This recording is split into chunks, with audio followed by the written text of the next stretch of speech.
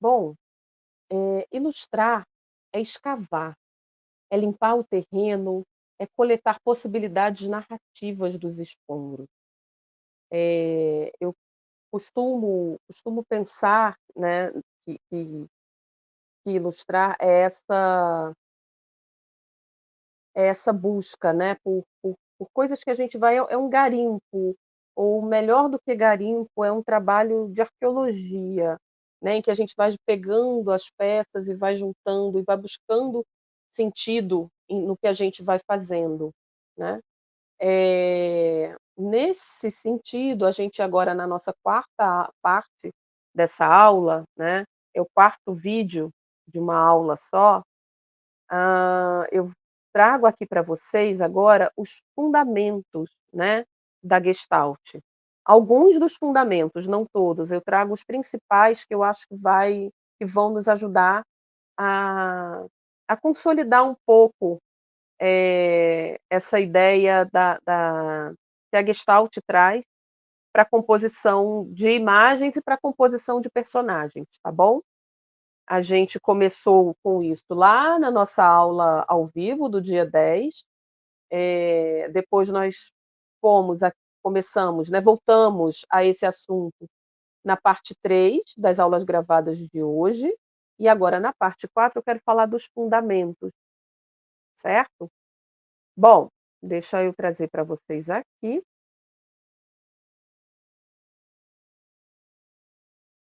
né, alguns dos fundamentos, certo, gente? Porque esse é um assunto muito amplo, e eu acho que esses condensam e já nos dão um arcabouço bem bacana para trabalhar, tá. O primeiro deles, e que eu acho super importante, é o da pregnância, né.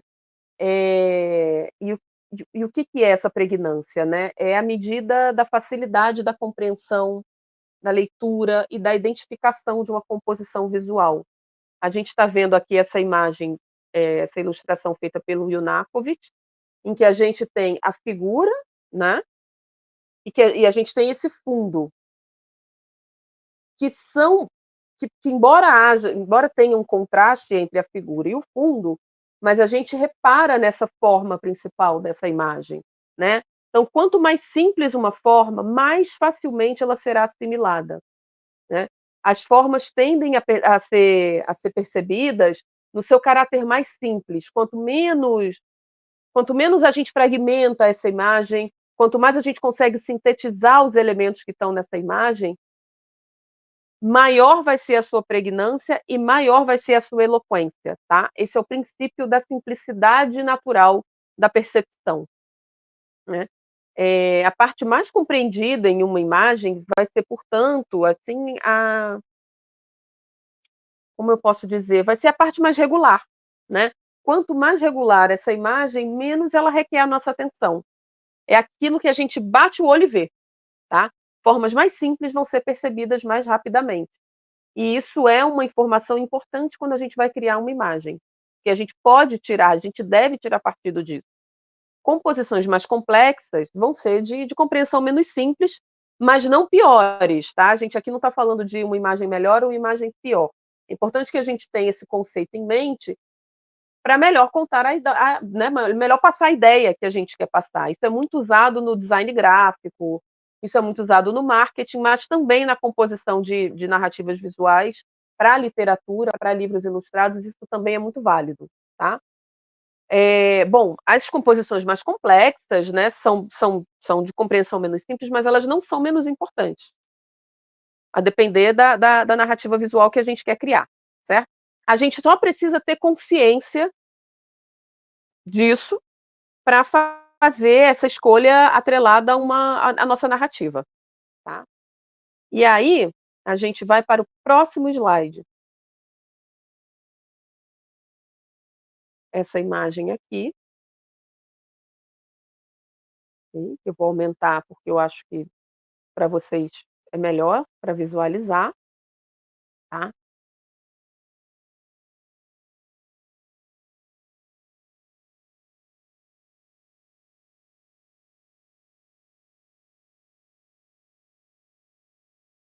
Essa imagem também fala muito pra gente sobre pregnância, não? né, essa simplicidade dessa forma.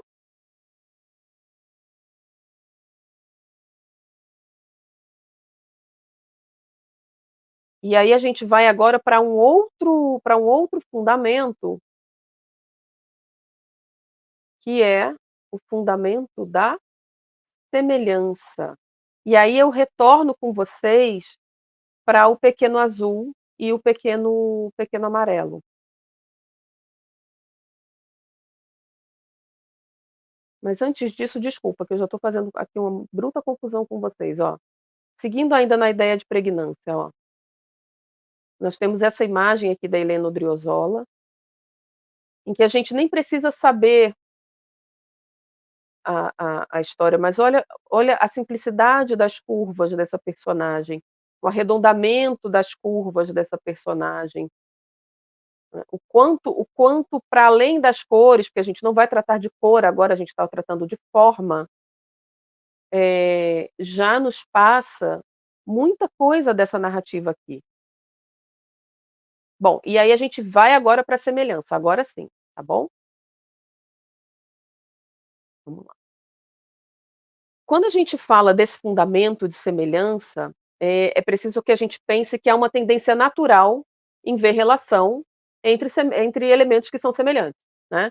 Essas semelhanças podem ser na cor, na forma, na dimensão, e objetos semelhantes criam coesão em um projeto, porque o nosso cérebro o tempo inteiro está à procura de padrões. E o efeito da semelhança pode causar também um outro efeito, o da anomalia. Né, se a gente quer passar, eh, se a gente quer, se a gente quer chamar a atenção para um outro elemento, imagina se a gente coloca aqui, no meio dessas bolinhas, um triângulo, uma estrela, um quadrado, né, se a gente quisesse chamar atenção para isso, eh, seria esse um jeito muito fácil, muito rápido de conseguir chamar a atenção. Então a semelhança também nos chama a atenção para a anomalia, tá? As cores, como eu já disse, também vão ajudar nesse sentido. Mas nesse momento a gente está falando apenas de forma, certo? Eu quero tratar de forma, de contraste, quero pensar com vocês ritmo, somente nesse momento nos concentrando na forma. Porque se a gente aprende a tomar partido disso na forma, depois, quando a gente insere cor, aí a imagem fica ainda mais eloquente, ok? Vamos lá para o próximo. Tá vendo aqui, né, eu tratei com vocês já dessa imagem, né, no pequeno azul e pequeno amarelo. A gente tem todas as bolinhas criando aqui um quadrado. A primeira coisa que a gente repara que quando que o cérebro identifica, a gente bate o olho e vê as bolinhas, mas o cérebro vai identificar esse quadrado, né, porque o cérebro vai olhar para a linha que se forma aqui, ó, do lado de fora. E aí a gente vai para um fundamento também muito importante, que é o da unidade, certo? Olhando para essa imagem do Yunakovitch, a gente está vendo aqui,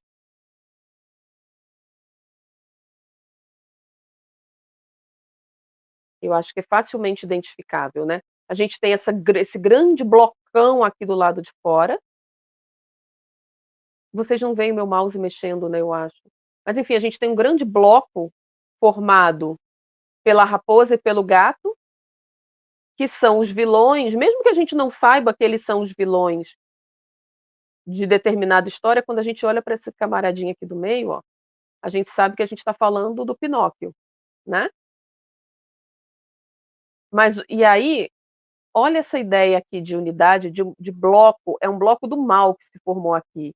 E olha o tamanho e a fragilidade, dessa forma do Pinóquio que é muito mais complexa, né, o Pinóquio é feito de muitas linhas, ele é uma figura muito mais complexa do que esses 2 personagens que estão por fora. Então a gente imediatamente bate o olho neles, vê o quanto eles são fortes, o quanto eles dominam o Pinóquio do ponto de vista físico nessa cena, né, o quanto eles têm o Pinóquio ali, preso ao corpo deles, certo? E isso forma uma ideia de unidade.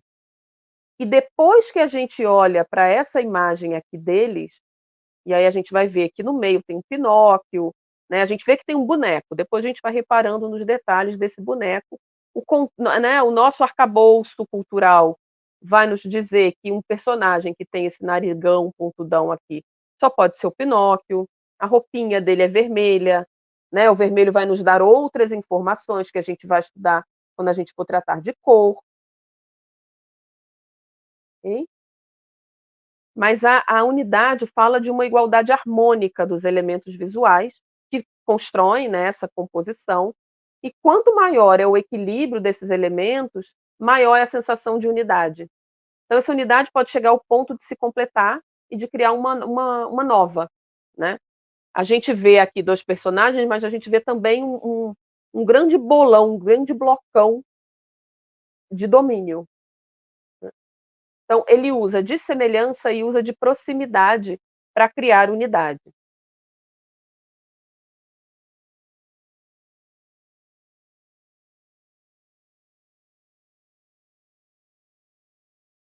E aí se a gente volta nessa daqui,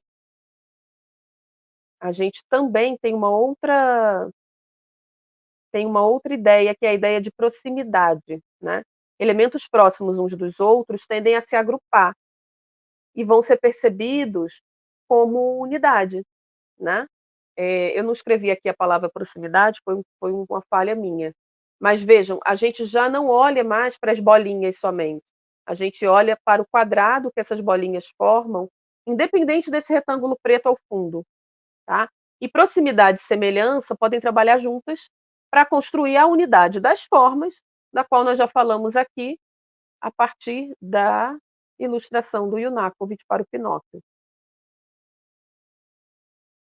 E aí a gente chega na ideia de continuidade, que vai ocorrer quando os elementos estão próximos, né, uns dos outros, e dão a sensação de seguir uma determinada direção, né. Embora a gente já conheça a história, a gente sabe que ali os personagens estão andando. Mas veja, eles estão próximos, eles formam uma espécie de linha visual, né. Eles essa irregularidade, eles não estão em distâncias iguais, né, tem uma irregularidade, tem 2 que estão mais pertinhos, outros 2 que estão mais acima, mas eles formam uma série sucessiva de pontos, né, que o nosso cérebro vai reconhecer como uma linha, né, vai facilitar a atividade do cérebro, que não vai precisar ficar decifrando cada pontinho, cada forma. Aqui a gente já vê uma linha, e a gente já vê uma linha com direção, né, o olhar é guiado na direção em que a imagem precisa ser lida. Lembrando que quando a gente fala que o olhar vai ser guiado na direção em que a imagem precisa ser lida, a gente não pode esquecer que a gente está falando de ocidente. Para nós faz muito sentido ler daqui da esquerda para a direita, do azul, vocês não veem o mouse, né, até o marrom, porque a nossa leitura é daqui para lá. Se a gente estivesse lendo um livro árabe, né, se a gente estivesse lendo um livro oriental, isso já não essa imagem essa informação já não serviria, certo? Porque eles leem em outro sentido, tá? E essa é uma das críticas do pós-estruturalismo à Gestalt. Então depende de contexto também, tá, gente? Tudo que a gente está trabalhando aqui, embora se haja ciência em torno disso, a gente também não pode deixar de considerar um certo contexto no qual a Gestalt foi criada e por muitos anos trabalhada e perdurou, né, e a partir de que olhar também ela foi criada, certo? Bom, e aí a gente vai para um outro fundamento que para mim é muito caro, que é o da figura fundo, né. Aqui, uma outra antes da gente ir para a figura fundo, olha como eles formam uma roda aqui. No texto do Pequeno Azul e Pequeno Amarelo, a gente sabe que aqui eles formaram uma ciranda, mas a gente também consegue ver que aqui eles realmente formaram uma roda, né. Elas não estão estáticas, o cérebro não vê de maneira estática, ele vê um movimento aqui. O texto vai nos dizer que é uma ciranda, né. E quando o texto nos ancora essa, né, ancora essa imagem com uma informação, que é eles dançam ciranda, eles brincam de ciranda ou algo assim, a gente já está falando de uma outra coisa que é ancoragem, tá. Que aí é Barthes e aí é para quando a gente for trabalhar a composição. Mas vejam como tudo se conecta e como a gente precisa conhecer esses fundamentos, esses princípios, não para ficar como um robô trabalhando como se fosse um grande tutorial, mas quando a gente conhece essas informações, a gente tira partido delas de maneira mais assertiva. E aí a gente consegue ir criando imagens cada vez mais eloquentes, tá? Então, nesse sentido, também afirma-se que não existe imagem inocente. A gente não pode ser bobinho na hora de criar uma imagem. Eu tenho que saber o que que eu quero contar e do que eu vou tirar partido. Né, do o que de melhor eu posso tirar partido para melhor contar essa história. Bom, e aí sim chegamos na figura fundo. Temos aqui uma imagem da Carolina da Catarina Sobral, perdão, tá. Bom, e a ideia da figura fundo é que a gente tem uma tendência de percepção ambígua, né, entre 2 ou mais alternativas de visualização, né. Então o cérebro precisa dar ordem nisso, né, o cérebro precisa enxergar significado nas formas. Então que as relações de figura-fundo vão acrescentar não só interesse e mistério ao trabalho, como vai também hierarquizar essa leitura e vai ajudar a destacar elementos, certo? Aqui nesse nessa confusão né, nessa textura, nessa quantidade de coisas do fundo, a gente quer destacar uma forma, que é justamente uma forma mais clara, né, é uma silhueta de um personagem, e no qual está escrito vazio, né. Então a gente quer destacar isso. Então forma e espaço, quando se relacionam dessa maneira, quando a gente consegue criar um contraste grande entre figura e fundo, como está aqui, a gente gera tensão e a gente também pode gerar ambiguidade. Tem uma outra possibilidade aqui nessa ideia de figura e fundo, que é a ideia da limpeza de informação, tá. Quanto mais eu quero destacar uma informação, mais interessante é tomar partido dessa ideia da figura fundo. Essa ilustração é para uma coleção minha, né, a coleção Primeira Infância, eu falei dela na nossa segunda aula aberta, lá tem uma aula completa sobre essa coleção, e eu falo disso de maneira mais detalhada, mas o que eu queria ali, o que eu queria aqui nessa imagem, que essas crianças tivessem total destaque. Então eu não preciso, para contar essa história, colocar todos os detalhes da sala de aula onde eles estão. Eu não preciso colocar mesinha, almofada, pia, armário, porque tudo isso vai poluir a imagem e vai tirar a atenção do leitor daquilo que eu quero que eles observem, né, que eu quero que eles observem esse conjunto de crianças, esse conjunto de diferentes crianças em diferentes planos, uns estão mais à frente, outros mais atrás, uns são maiores, outros são menores, enfim, eu quero que se destaque isso. Então eu crio o máximo de contraste possível entre o fundo branco e a figura que são as crianças. E aí, apenas para dar um contexto, eu faço um rodapézinho ali, porque esse rodapé também me ajuda a distanciar quem está na frente e quem está atrás, ok? E aí a gente vai para um outro fundamento que eu acho interessante, essa imagem também é da Catarina Sobral, vou deixar ela aqui maior, que é a ideia de fechamento, né. Ocorre quando um elemento aqui, né, como esse aqui está incompleto, né, tem espaços sem uma finalização, né, por linha, mas o cérebro ativa mecanismos que vão completar essa figura. A gente consegue olhar para aqui e completar todas essas figuras, né, o cérebro vai preenchendo as informações que faltam visualmente, graficamente, né.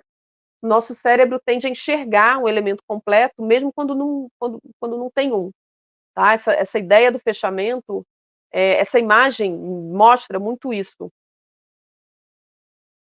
E por fim aqui para nós, né, é a ideia da segregação. Essa ideia da segregação é a nossa capacidade, né, a nossa capacidade perceptiva de separar os elementos que estão presentes ali na composição, gerando uma hierarquia visual, né. A gente gera ordem de leitura.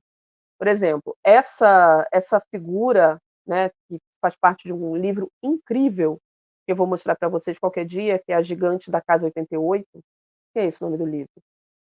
A gente vê que é uma mulher imensa, uma pessoa, uma figura imensa, maior do que uma porta, né, que está ali, está atrás dela, mas que ganha destaque porque ela é uma silhueta meio falhada, digamos assim, em preto, uma cor mais escura, sobre um branco. Olha como essa imagem trabalha bem com contrastes, né. E o gato ali é um gato que meio que completa a figura da mulher pelo material que foi escolhido para retratá-lo, graficamente. Mas aqui a gente consegue segregar os elementos e a gente consegue aqui hierarquizar esses elementos de maneira a ler essa imagem, ok? Bom, e aí, o que eu vou pedir para vocês para casa, tá? Terminem de assistir essa aula e façam o seguinte: vocês já conhecem o Pinterest? Bom, eu não sei se eu consigo abrir aqui o Pinterest, mas, eh, eu vou deixar lá um link, lá no Google Classroom. E aí o que eu vou pedir para vocês? Para vocês brincarem no Pinterest, fazendo uma busca de imagem, né. Eu nunca aconselho a buscar ilustradores propriamente, eu prefiro quando vocês buscam artistas visuais dos quais vocês gostem, cartazes de cinema são interessantes, tá. Isso amplia o nosso olhar. A gente aqui usou ilustração, mas eu prefiro sempre quando vocês ampliam o olhar, tá, para outras linguagens, certo? Mas podem ser ilustradores que a gente citou aqui, de repente se vocês colocarem o nome e tudo, e tentem buscar um exemplo de cada fundamento desses que a gente viu aqui hoje nessa exposição, certo? Assistam a aula gravada do dia 8, que é que lá tem os exercícios de rosto que eu pedi, né, que a gente vai precisar para a nossa próxima aula ao vivo, tá bom? E é isso, gente. Um beijo bem grande. Tchau, tchau.